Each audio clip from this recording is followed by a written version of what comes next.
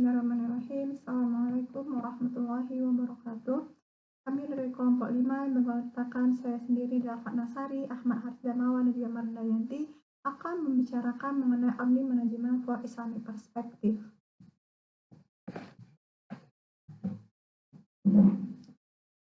Manajemen laba memang banyak mengundang kontroversi. Di satu sisi, manajemen laba bukan tindakan yang tidak menyalahi peraturan akuntansi yang ada dan berlaku umum atau standar akuntansi yang ada. Namun pada hakikatnya, praktik manajemen laba ini menyebabkan reliabilitas dari laba tersebut tereduksi karena di dalam manajemen laba terdapat pembiasan pengukuran laba, sehingga pelaporan laba menjadi tidak seperti yang seharusnya dilaporkan. Lalu, bagaimana Islam memandang praktik manajemen laba ini?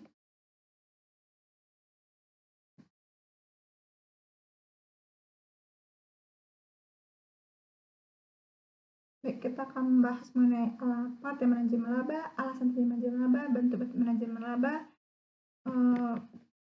kemudian bagaimana muamalah dalam Islam dan bagaimana pandangan Islam terhadap praktik manajemen laba ini.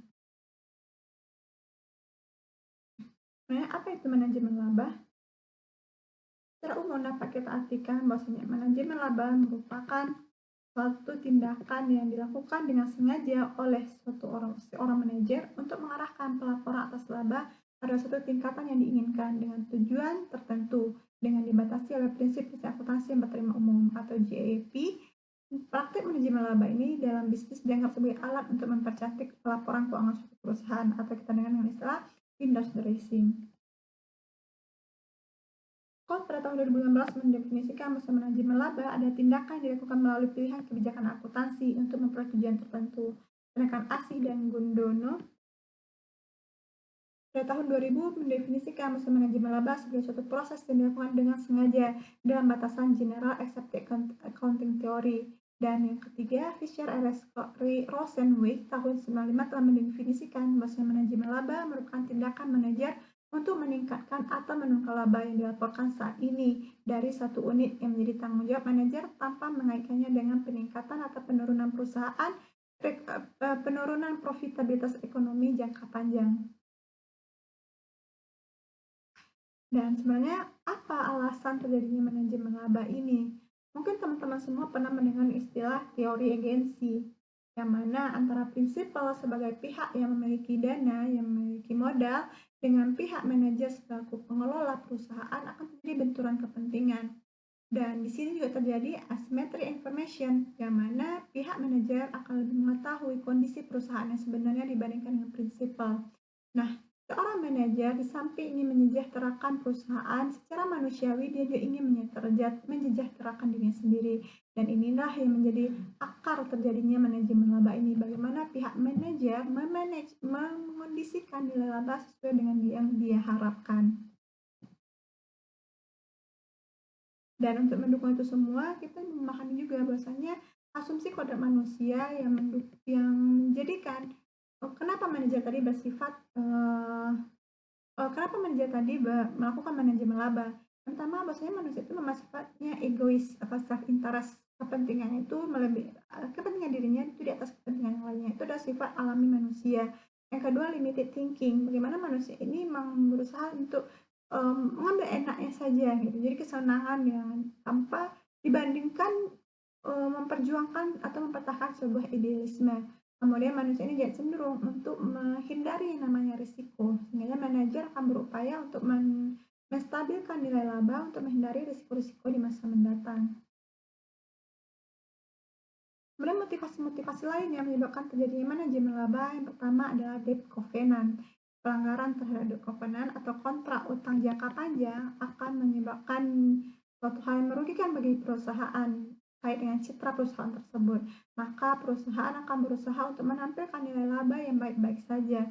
Karena kalau sekiranya perusahaan tidak melunasi utang jangka panjangnya, kemudian ditampilkan nilai laba yang sangat kecil atau bahkan sampai rugi, maka publik akan menanggapi hal ini dengan turunnya harga saham perusahaan tersebut. Kemudian bonus scam ini berkaitan dengan bonus yang akan diterima oleh pihak manajer. Manajer yang sudah memperoleh laba pada pada periode ini labanya sudah mencapai titik tentang bonus akan cenderung untuk mengopor laba di tahun ini ke tahun depan untuk menjaga-jaga apabila di tahun depan terjadi kerugian. Yang ketiga, political motivation, yang ini berkaitan dengan motivasi kebijakan pemerintah. Maka perusahaan yang aktivitasnya sangat mudah dikontrol oleh pemerintah akan cenderung menampilkan nilai laba yang minim atau yang standar-standar saja. Karena kalau terlalu mencolok, maka akan menjadi pusat perhatian pemerintah. Dan walaupun sebenarnya perusahaan tersebut memperoleh laba yang tinggi, namun dia akan berusaha menampilkan ke publik nilai yang biasa-biasa saja. Yang ketiga, motivasi pajak. Ini adalah hal sangat lumrah dalam manajemen laba. Bagaimana perusahaan akan berusaha untuk mengecilkan nilai labanya untuk menghindari pembayaran pajak yang tinggi. Kemudian yang kelima adalah penawaran saham perdana. Perusahaan yang akan melakukan IPO akan berusaha menampilkan nilai yang baik dan tujuannya untuk menarik perhatian investor. Karena perusahaan yang memiliki nilai laba yang tinggi akan cenderung dilirik oleh investor yang menyebabkan nilai pasar atau nilai saham di perusahaan akan tinggi. Yang ketiga, Chief Executive Officer. Ini berkaitan dengan pergantian CEO. CEO yang memahami tahun ini adalah tahun terakhir dia menjabat atau tahun resesinya, akan berusaha menampilkan laba yang tinggi dengan harapan mendapatkan bonus yang maksimal di tahun terakhir dia menjabat. Begitu juga perusahaan CEO yang baru menjabat, dia akan berusaha untuk menampilkan nilai yang berusaha untuk menurunkan nilai laba pada tahun resesi dengan harapan di tahun depan akan memperoleh laba yang tinggi, sehingga akan menunjukkan citra kinerja yang baik kepada prinsipal. Baik, mungkin itu dulu dari saya, akan dilanjutkan oleh Kak Marindayanti.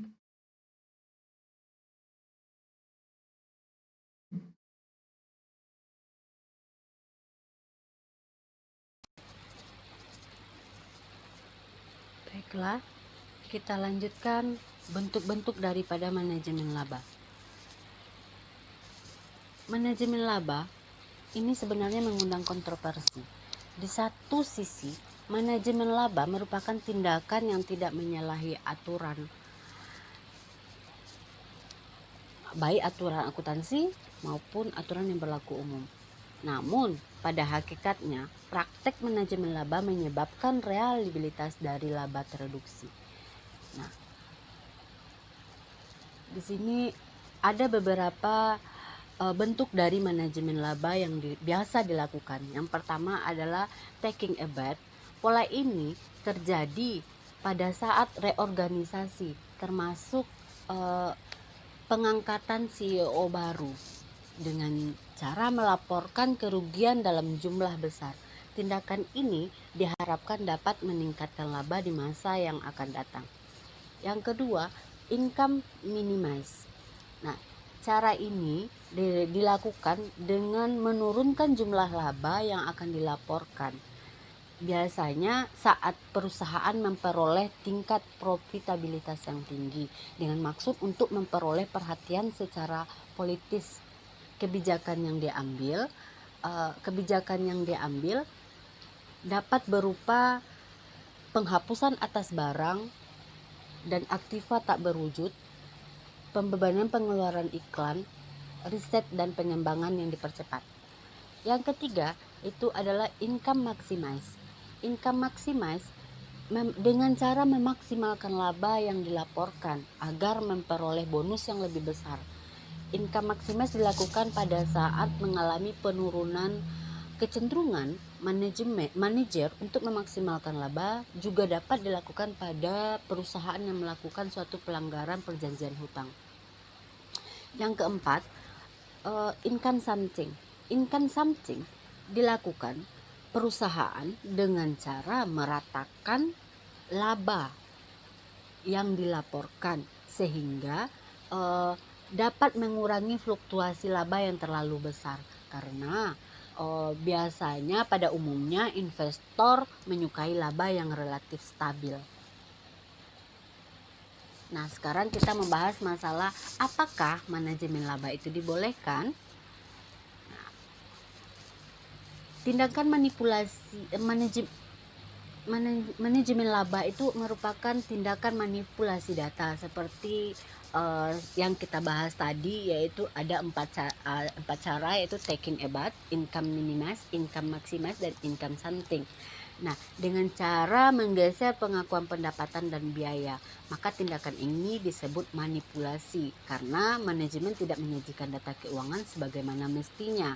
Namun, hal tersebut walaupun termasuk manipulasi tetap tidak melanggar prinsip akuntansi PABU atau GAAP.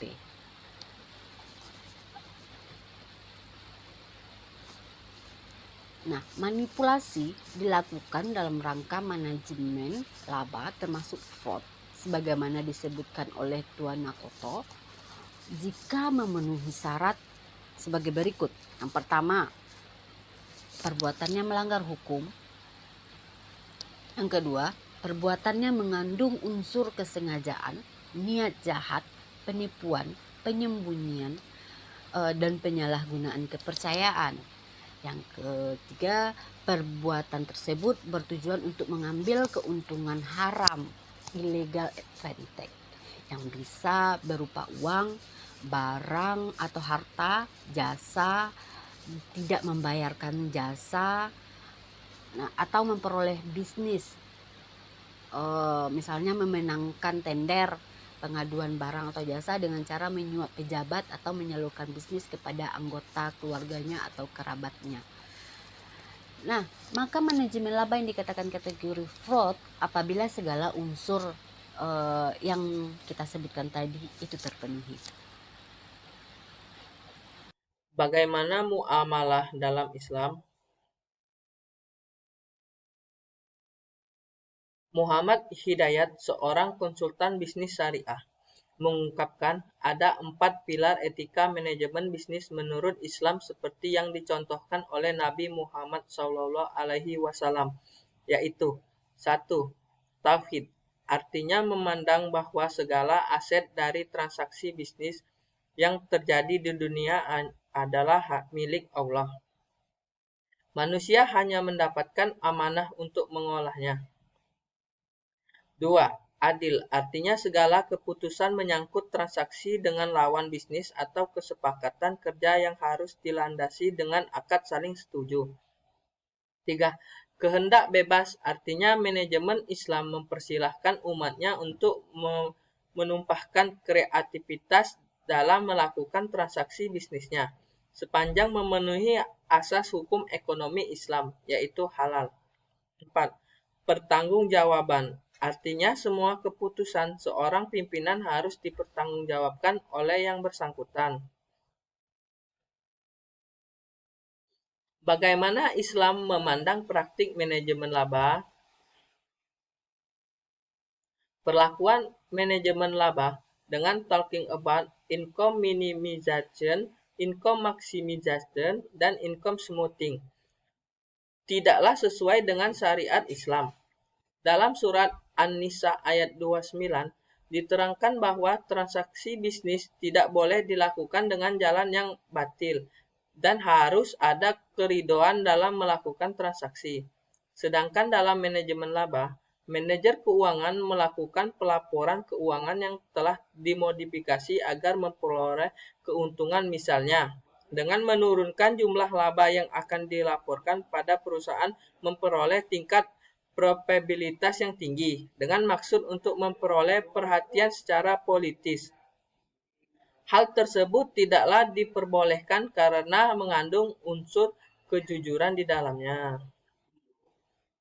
Kisah dari hadis Rasulullah SAW. Rasulullah SAW berpapasan dengan seorang penjual makanan. Lalu beliau bertanya kepada orang itu, "Bagaimana caramu menjual makanan ini?" Dengan orang itu pun menerangkan apa yang ditanyakan Nabi itu. Kemudian Allah mewahyukan kepada beliau, "Masuklah tanganmu dalam makanan itu." Nabi lalu memasukkan tangan beliau, dan ternyata makanan yang ada di bagian bawahnya busuk. Maka beliau pun lalu berkata, "Bukanlah termasuk golongan kami, orang yang menipu kami." Dalam hadis di atas dapat dipahami bahwa larangan mengambil keuntungan atau laba yang diperoleh dengan jalan menipu atau menyamarkan perdagangan dengan menyembunyikan catatan barang dagang, atau menampakkan atau menggemasnya dalam bentuk yang menipu yang tidak sesuai dengan hakikatnya dengan tujuan mengecoh pembeli. Sedangkan dalam manajemen laba terkandung unsur mengemas dalam bentuk yang tidak sesuai dengan hakikatnya untuk mengecoh dalam pelaporan keuangan perusahaan. Bila dilihat dari prinsip tujuan bisnis yang telah ditetapkan dalam Qadiyah Muamalah, laba dalam Islam tidaklah hanya berpatokan pada bagaimana memaksimalkan nilai kuantitas laba tersebut, akan tetapi juga ada keselarasan dengan nilai kualitas yang diharapkan secara fitrah kemanusiaan dalam Islam. Prinsip ini sesuai dengan kaidah al-jazu min jinsil al-amal, bahwa balasan itu tergantung dari perbuatannya. Reference Ardi Yosi 2019, Manajemen Laba Perfect Islam Mizan Vol 25 nomor 23. Putra Redianto dan Wediani Ineke Putri tahun 2009. Highlighting E-Learning Management from Islam Perspective Journal of Accounting and Investment 23 251 266. Thanks all, thank you very much.